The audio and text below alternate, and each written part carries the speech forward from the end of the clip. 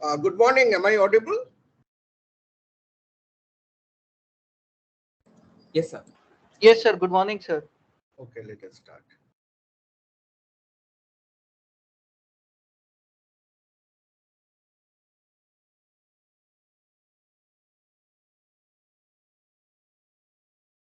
In the last, I hope the slide is visible, right?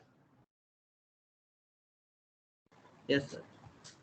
In the last couple of lectures, we have been discussing about the UML diagrams, and we have introduced some basic diagrams like use case, class diagram, and sequence diagram.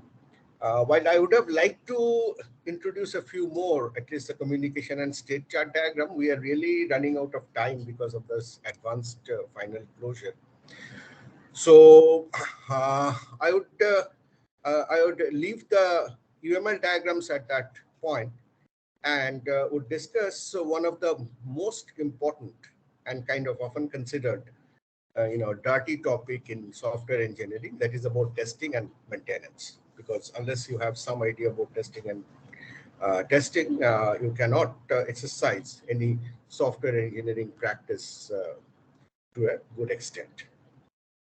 So the question certainly is, why do we test? What is the, test costs a lot, but still, why do we have to do that? So let's look at a few, catastrophic failure examples from the last couple of decades.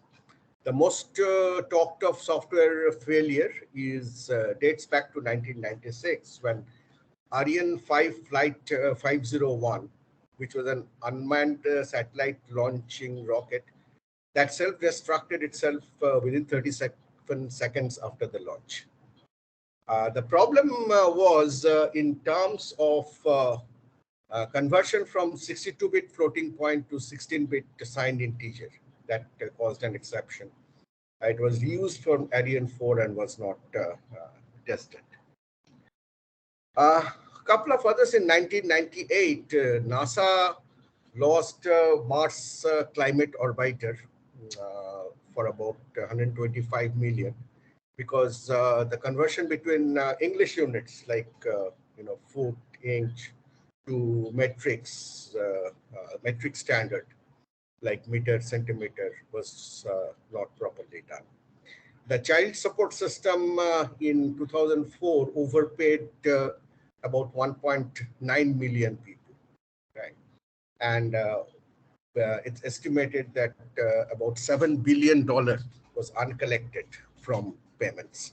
And that all happened because of incompatible software integration. In Heathrow Terminal, baggage handling was tested for 12,000 test pieces of luggage. But during that test, they missed out on checking the removal of baggage which was not taken from the carousel. And due to that, in 10 days, some 42,000 bags failed to travel with their owners, and over 500 flights were cancelled. You can understand what kind of cost that it involves. The Morris worm was created by a Cornell University student for a harmless experiment. Because of a bug, it spread wildly and crashed a lot of computers. It is estimated that it took about $100 million to clean up that mess. Even catastrophic is the crash of the Boeings, one in 2018 and another is 2019, from Boeing 737 MAX jet, where the software unit overpowered all other flight functions to mediate the nose lift. The nose of the aircraft decides in which direction it will go, whether it will go up or down or left or right. And the pilots were not trained on this system, so they did not even know that such overriding software component exists. Airbus also had a crash in 2015 where the electronic control units on board malfunctioned and so on. So there are ample examples. I just took up a few catastrophic ones, but testing is a very, very important part of software development. So what is testing? Testing, I mean, looked at it in a very naive way. Testing is inputting the test data to the program and observing the output, and then checking if the output is as expected. And if the program does not behave as expected, then we need to find out the conditions under which it fails, debug that, and correct. Broadly, very broadly speaking. Now the question is, why is it so hard? Why can't we test all possible inputs and outputs and just be happy with that? Just as an example, consider that we have a procedure, say in C, which takes two integer parameters and returns an integer. It does something. So if it is running on a 64-bit computer, that means that X has 2 to the power 64 options and Y also has 2 to the power 64 options. So together the input options is 2 to the power 128. Right? So even if you assume that it takes 10 seconds to key in an integer pair that you have to put, it would take about a billion years to enter all possible values. So even the automated testing has its problem. So the input space for software often is so large that it is impractical to test if you go in a naive way. Right? So testing has to be done in a smart way. In fact, when you start your career, you have a feeling that testing is dirty, testing is a bad job, and so on. People complain that, oh, I'm in testing. So what if I'm in Microsoft, but I do test all the time. But as you grow, I mean, as you mature more, you'll start realizing that testing is a lot more bigger challenge than development. And of course, it is not testing manually. It is finding out, algorithms, finding out, building frameworks, writing scripts, so that testing can be done in a smart, automated way. And testing is getting more and more complex and sophisticated every year. So broadly speaking, testing includes the following activities. One is you have to make a test plan, right, as to what needs to be tested. You cannot test all possible inputs, so you have to decide what are the characteristics of inputs that you should test, which involves a test plan design. Then based on that, you have to design the test suite. The test suite is comprise specific test cases. A test case has a specific input, information about the state of the program when that input has to be given, and the expected output. And that expected output in the industry parlance is often called golden. It's a golden output which has to be matched. So in this way, you design the test suite. So you have a large number of test cases there. And then you run the test cases and observe the results to detect the failure. And often, in some cases, you will do this manually, or in some stage of testing, you will do many of them manually, but over time, you try to automate everything. Now, based on that, if you have failures, then you have to debug to locate the error. Debugging has primarily a few aspects. The first and foremost is to be able to reproduce the error. The customer says that I did this, and it failed. Now, you do that, and it does not fail. Right? It's a very common scenario. So first, you will have to be able to reproduce that error. Right? Second, once you have reproduced the error, you have to locate where is that error coming from. In a pool of header files, source files, all that you have to identify the specific code location or specific code locations from where the error is originating. This is called the localization task. And once you have localized, then you have to really see what is the error, whether it's a data error, that is invalid input, or it is an error of the algorithm, or simple error of coding, so on and so forth. And once that has been done, that analysis has been done, then you have to correct the errors. And again, go back and run the test cases to confirm that it has been properly fixed. Right? So if you do testing, certainly, since it is very difficult to have a single strategy of testing for everything and get a confidence, often we have multiple, test strategies or fault detection techniques, as it is called. So you test it this way, that way, some third way, and so on. But every strategy will be able to detect some of the errors and will miss some of the faults. Right? So if you suppose there are four different fault detection techniques and there are 1,000 bugs, let's say somehow it's known that there are 1,000 bugs. And if each technique detects only 70% of the bugs, then as you do these four fault detection techniques one after the other, you will, at every stage, you will meet 30% of the remaining bugs. So it is 30% to the power 4 times 1,000, the total number of bugs. That is 81 bugs will still remain valid.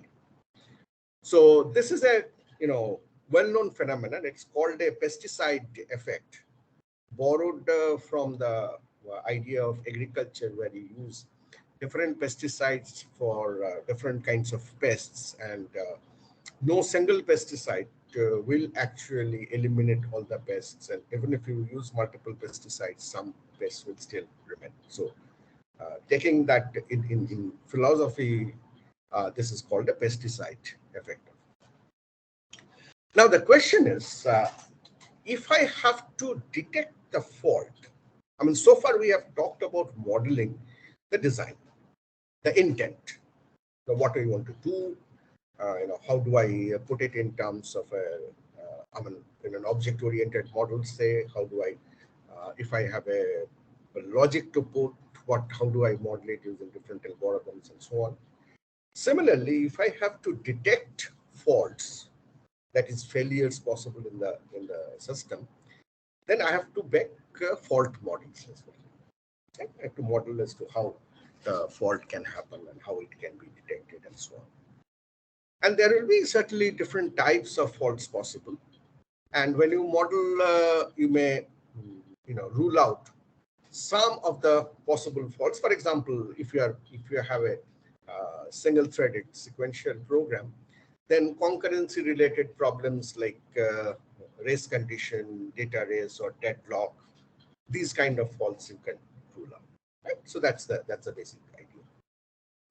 So based on that, broadly, the faults are classified in terms of this hierarchy. Typically I'm referring to object-oriented programs because they encapsulate the procedural ones as well. So one side are the structural faults, which can be further classified into procedural faults. That is, your algorithm is wrong, your logic is wrong, and so on. It could be traceability fault. That is, you have a fault somewhere, and which is actually a manifestation of the fault, but the real fault lies somewhere else. So, whether this traceability exists, and certainly the third category will be faults which are according to the object-oriented model. So the object-oriented faults in terms of improper class design, improper member accesses, improper method invocation, improper overloading, overriding, and so on. So these are the variety of structural faults. And you have another class of what is called algorithmic faults. That is, your program is giving an incorrect result, or the program is working correctly, but it is having inadequate performance. It's taking much longer than it should, or it's taking a lot more memory than it's permitted, or it's hogging battery power of your mobile phone, which you cannot afford, and so on. So variety of such fault models will be there. And using that, we will have the test cases and test suites that I was talking of. Every test case is a triplet: input, state, and the output, the golden, and a collection of them makes a test suite. Right. So the basic model of testing is verification, validation. Though we did not discuss testing earlier, you saw this idea in the V model of SDLC that we had discussed.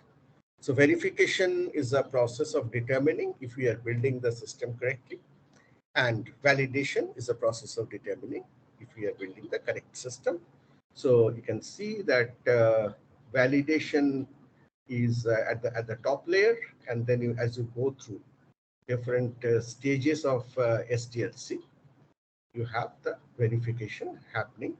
And in the middle, in the VV model, we had just shown this as links, but in the middle here, we are being more specific that when you are at the most detailed level of the low-level design, then you have class specification and its implementation in terms of classes. They are tested by unit tests. We talked about this somewhat, that how does your things like language D, JUnit, and language D, how do they facilitate the unit tests, which by itself could be quite powerful. At the next higher level, we have the interface specification, and the classes are integrated into the modules. So you'll have module level tests. Even higher than that, you have subsystems, different component subsystems, and subsystems are finally integrated from the module. So you have integration tests. And at the topmost level, you have the system specification being tested against the system as built using the system tests. And at the validation layer, you will certainly have to do the what we talked about, user acceptance testing. That is, the validation is used in terms of what the stakeholder really wanted and what is the deployed system that you have. Right. So this is the overall approach. So let us look into how do we design test cases. Right. That's a very, very important factor. Now, we have understood that exhausting testing of a non-trivial system is impractical, right? Because the input domain is extremely large. So you have to design an optimal test suite. What is optimal? On one side is the size of the test suites, the number of test cases that you have. That has to be of a reasonable size. Otherwise, if you have to run your tests for 1 year for a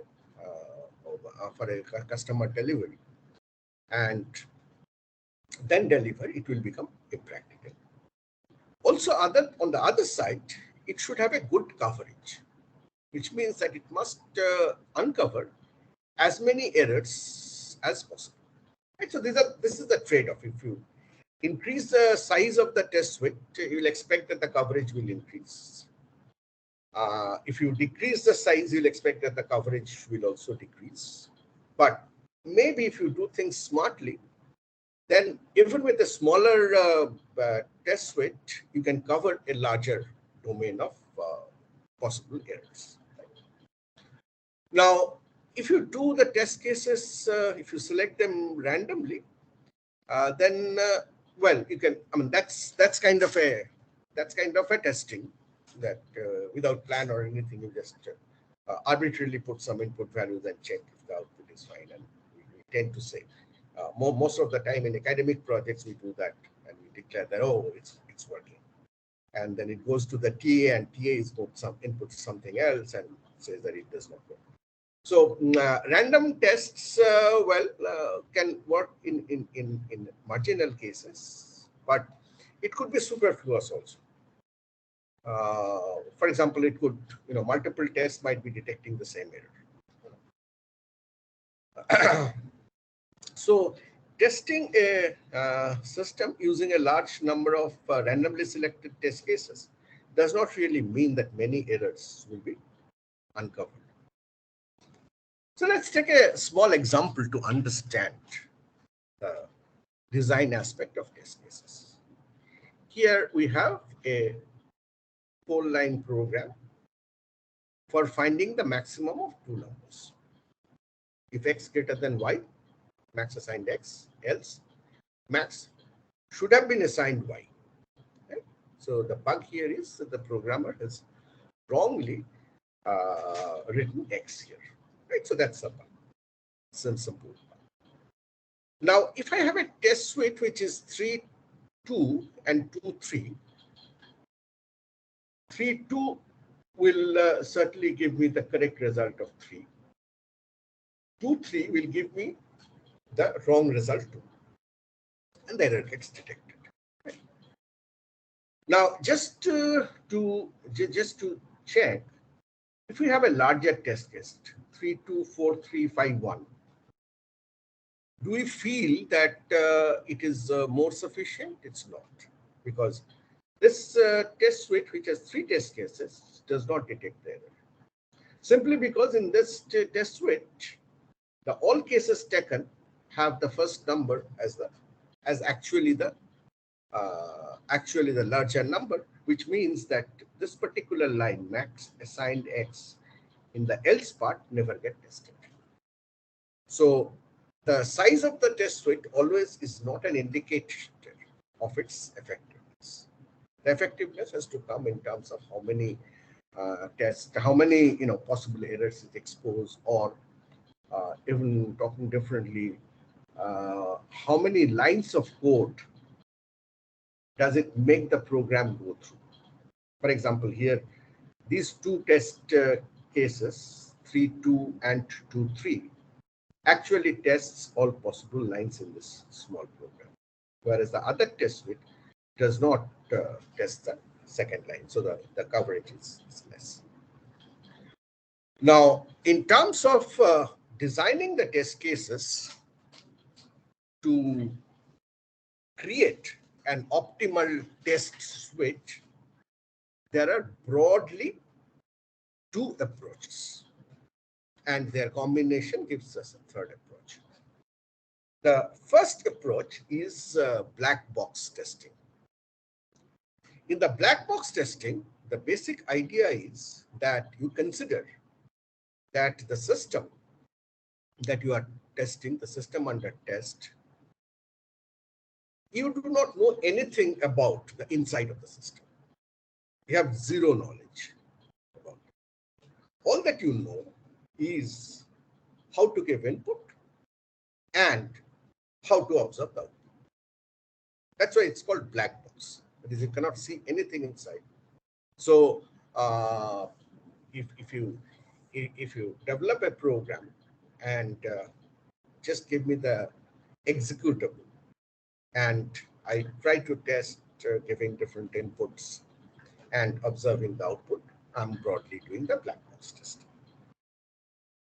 White box testing, I mean, naturally the name is in contrast to black box testing, is the approach where you not only know how to give input and how to get the output, but you know the internal details of the entire system. Right? That, of course, I mean, these are approaches which are not only specific to software testing. These are kind of approaches to generic system testing, very widely used in hardware testing as well. But we will focus on the software part. So this means that I know the entire of the source code, all your include files, libraries, source files, and so on and so forth.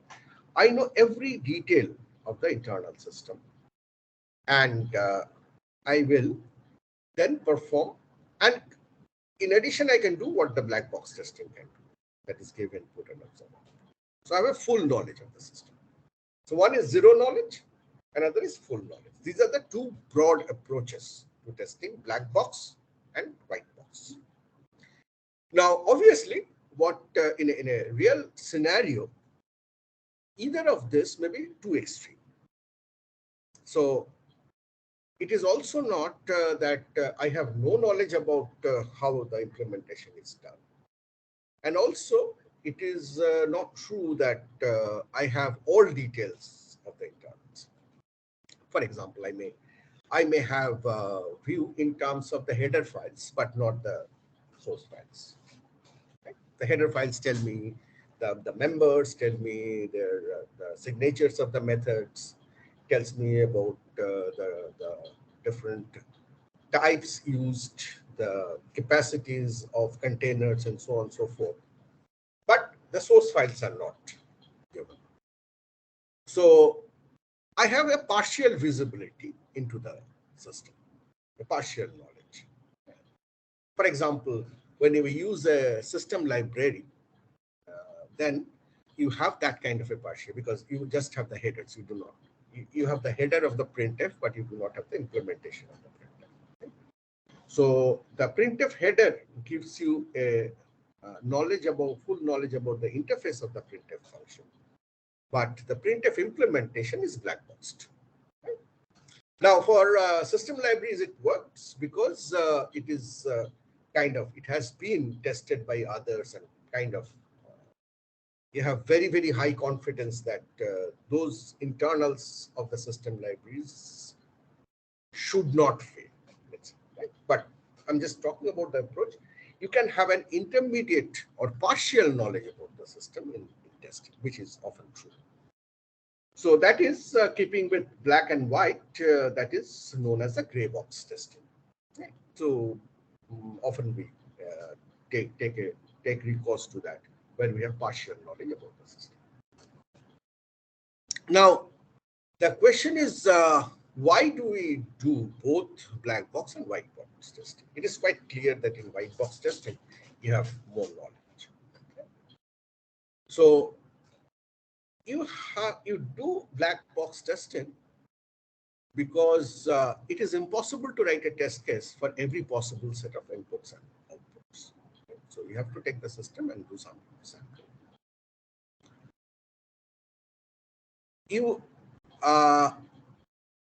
In contrast, the white box testing is testing the system internals.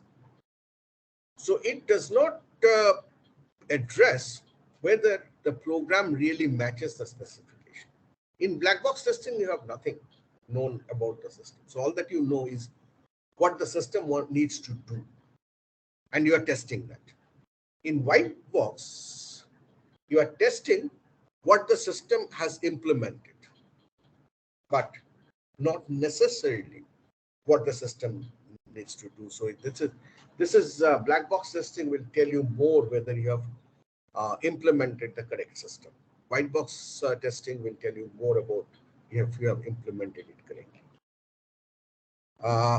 Black box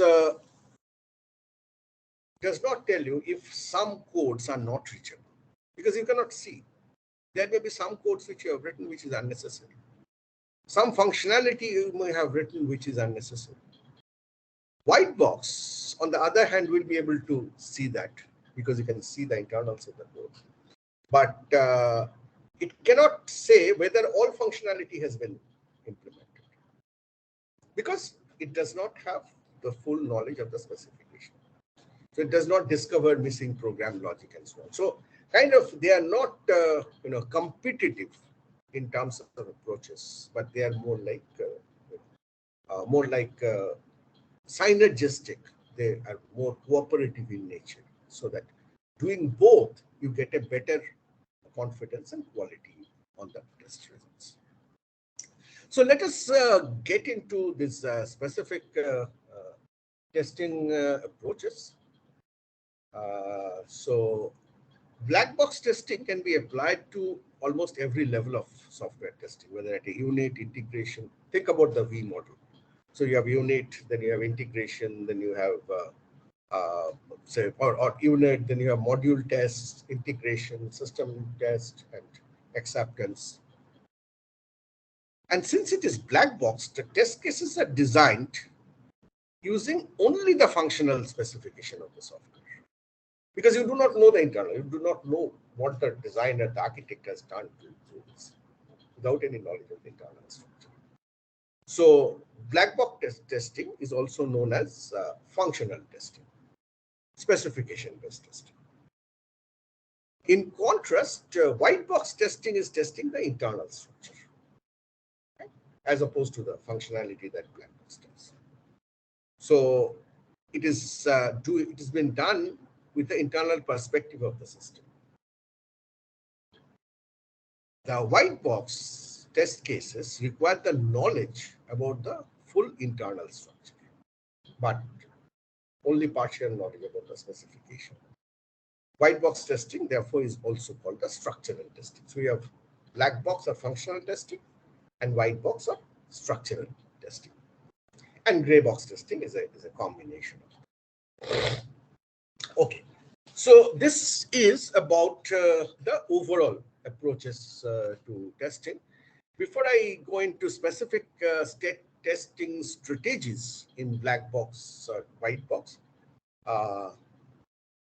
let me ask if you have any question, or is it clear up to this point?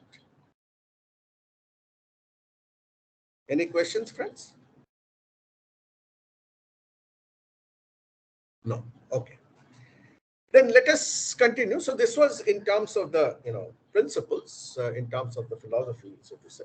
So now let's take a hard look into some of the testing strategies.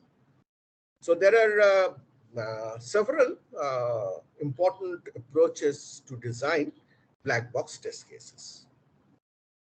Equivalence class partitioning, boundary value analysis, state transition, decision table, and so on. There are several other approaches also. And you will be amazed to know that there's a significant application of machine learning today to design black box test cases that is being, not only explored, being implemented by several companies. So let's take a look at some of these initial state strategies. Equivalence partitioning, equivalence class partitioning. By equivalence class partitioning, what we mean is we have a huge input space, right? But all values or all possible inputs are not distinctive in terms of the expected behavior. Many inputs belong to the same equivalence class and are expected to go through the system in a same manner. If we can identify such equivalence classes, then we can limit our test with one representative test case from every equivalence class. And that should give us a very good confidence. Of course, this is effective at the unit and module level, not so much at a higher level, because defining equivalent classes themselves become very complex.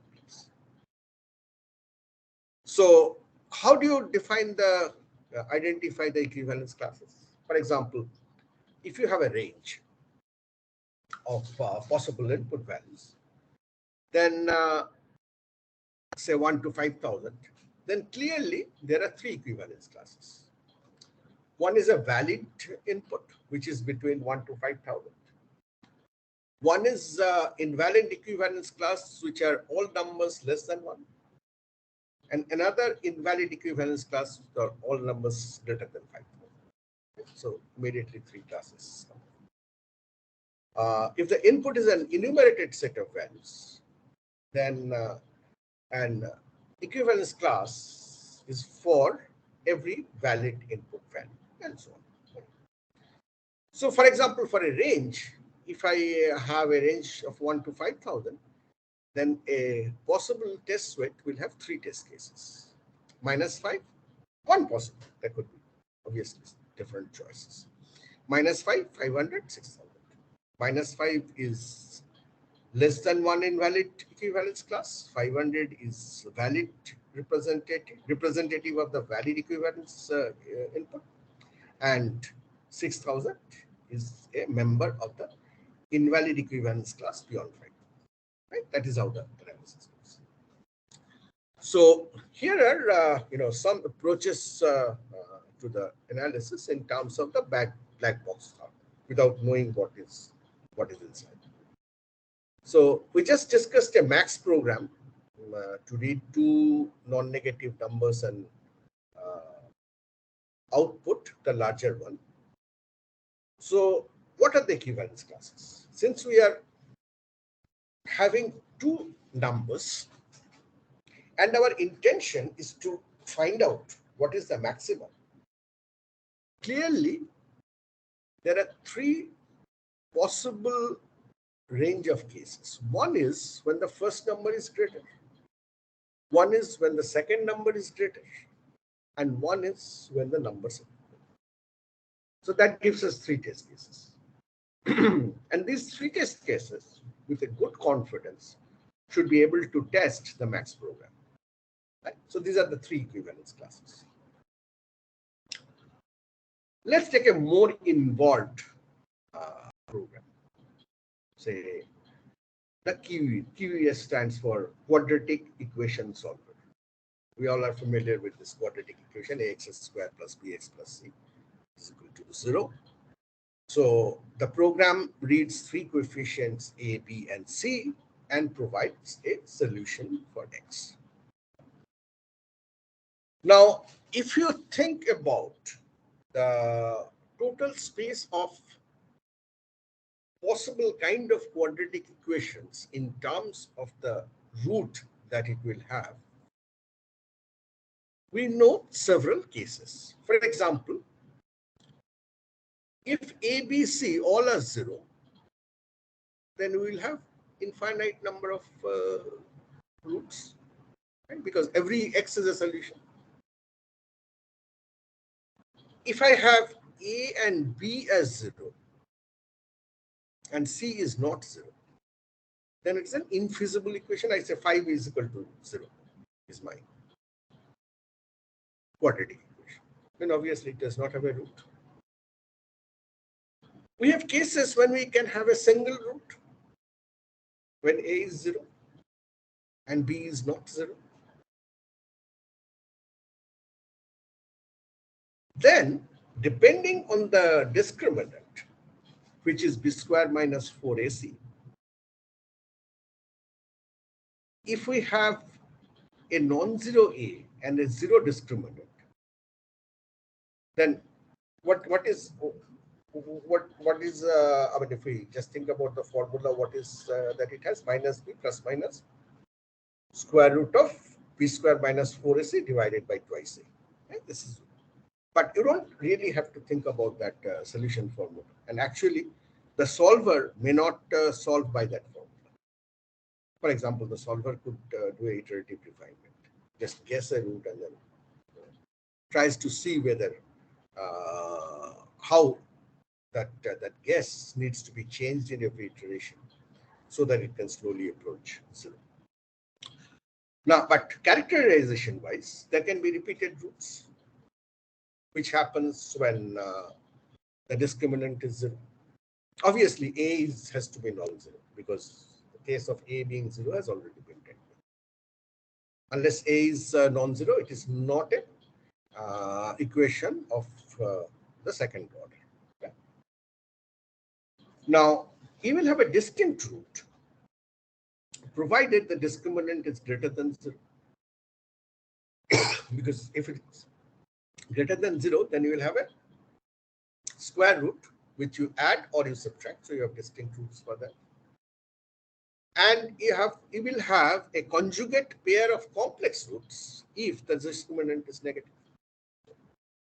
So as you analyze, without knowing the algorithm being used to solve the QS problem, as you analyze, you will find that there are 6 possible equivalence classes for solving a quadratic equation. And for every class, you can design a test case. So a large number of possible errors will get exposed if you just apply these 6 test cases to the QS code. But of course, there could be other kinds of problems which will just not be exposed by the equivalence class partitioning. For example, you may have overflow of the numbers. You may have precision problems that the square root being taken. It's a function from double to double and does not guarantee an exact solution. So your actual, say, discriminant may be 4.0, but the square root may not be 2.0. It may be 1.9999. Yeah. So there are other kinds of errors which can happen, but a broad class of errors will get exposed by such equivalence class partition. Now, in conjunction with the equivalence class partitioning, we also do a boundary value analysis. Boundary value analysis is a fallout of the equivalence classes. So what you say that when you choose the test cases, not only choose them from inside the every equivalence class, but also try to choose test cases which occur on the boundary between 2 equivalence classes. Right? So, for example, when we talked about the range problem, then the boundary values of the range are 1 and 5,000. So include them in the test cases. Okay? You may include 500 as well, which is inside of the equivalence class. But so we have one which is totally on the inside the left. You have one which is totally on the right. You have, say, 500, which is in the middle of the range, and you have the 2 boundary values, 1 and 5,000, which you also have. Because that will expose very simple errors like instead of using less than equal to, the programmer has just typed less than. So those kind of errors will get exposed. You do not know, you have not seen inside the code, but just from the external analysis. Similarly, for the QS program, A is equal to 0 is a boundary value, because that is a boundary between the equation being quadratic or linear. Right? So A equal to 0 defines that boundary. Similarly, B square minus 4AC, the discriminant being 0, is a boundary. It tells you whether you have a single root or you have 2 roots. Right? So those kind of additional analysis can go on to the equivalence class partitioning to tell you the boundary values. The third strategy, which is often used, is particularly in testing those paths or those kind of logic which has some state information. Your system has certain state, and based on that state, you give an input and expect a possible outcome. Very simple example. Logging in to your net banking site. Right? This is typical, which is implemented in most sites, that you are allowed to give wrong password only twice. Third time you give a wrong password, the account gets locked. So if I model that in terms of that activity, in terms of a state transition diagram, What you start with is login screen, and you have a first try. If you are correct on the first try, then you get access. Right? You are done. Second trials are not. Second and third trials, question does not arise. So the state goes to access. But if your first trial is wrong, you have given a wrong password, then the system transitions to a second state. It does not remain at the same state because it counts that already one trial has been done. So it comes to the second state, second trial state, where if you give a correct password, it goes to the access. But if you again give a wrong password, then it will go to a third trial state. So you have already in the third trial state you come if you have given a wrong input in the first case, in the second case. Now in the third trial, if you give a correct password, you come to access. If you give a wrong password, your system should get. Okay. So you can see that this table itself tells you what are the possible inputs that you need to provide, or what are the possible state transitions that you need to test for. And accordingly, you can design the test cases. So this is called the state transition testing. Okay. Close at the back of it comes the decision table testing. Right. So you can say that certain conditions lead to certain actions. So the situation here is we are doing a salary processing, which will be done at the end of the month. When the salary is processed and then it is transferred, and after the salary is transferred, the provident fund is deposited in the EPF account. Right? And alongside that, there will be tax implications that when the salary is transferred, the tax will also be TDS, tax deduction at source will also happen. And these are the different rules that the system will have. Right? This is completely from the specification. I mean, we do not know how the system is actually doing. Does it do an if then else? It does a switch. It does long Boolean expressions. It does a table lookup. We do not know. But just from this specification, we say that the condition is end of month. And in the rule 1, if the end of month is not there, it is not end of the month, then obviously the salary transfer or provident fund is not applicable. And therefore, there is no action for income tax or there is no action for the PPF, EPF transfer. The rule 2 says that the end of month is there, but the salary has not been transferred. Then obviously you have the subsequent entries. Third rule, end of month is there and salary has been transferred, but provident fund has not been accounted for yet. So you have income tax will have to be deducted and provident fund has not happened. And in the fourth already. So in this way, you can do a decision table testing, or this is kind of you can form a graph of these actions and also do the same kind of testing decisions. It depends on when you implement the test suite, what turns out to be easier for you to. So similarly, you can do a graph-based testing as well. Another very interesting is can you guess what will be an erroneous output? This is somewhat judgmental and